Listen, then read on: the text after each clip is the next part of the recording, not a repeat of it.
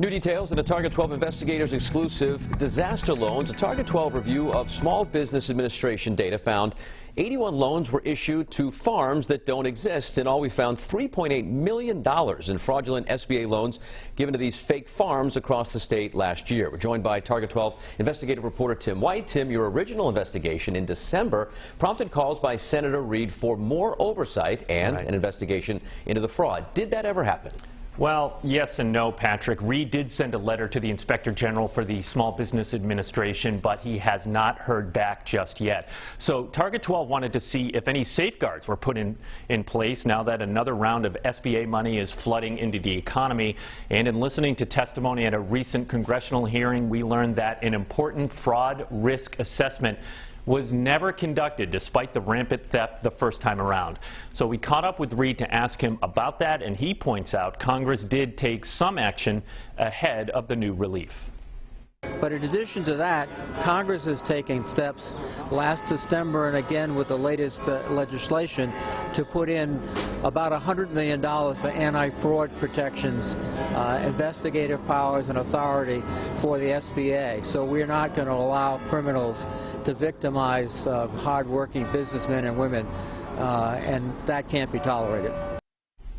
Of course, Patrick, time will tell, right? If we start hearing from more people who had their identity stolen, that will be an important indicator that theft is still a real issue here. So for people watching right now, Target 12 creating a database to find out if they might be a victim of fraud, right? Yeah, good reminder, Patrick. Go to WPRI.com and click on the Fake Farms report on the Target 12 page. That's where we put the database where people can plug in their address. If your address pops up, that means an economic injury disaster loan was taken out in your name. And if you did not take out an SBA loan, you may be a victim of fraud. So we urge people to check it out.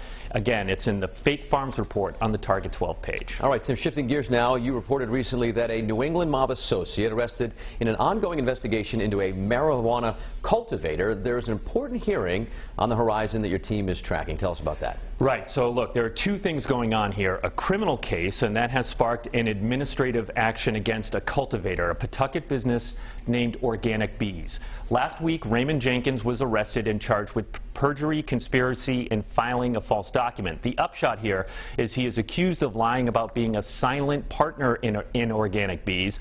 That's prohibited by law because Jenkins has a felony record. He was part of a 2011 bust into organized crime. In this most recent case, Jenkins has pleaded not guilty, but because of the state police investigation, the Department of Business Regulation is getting involved. They oversee marijuana businesses in Rhode Island.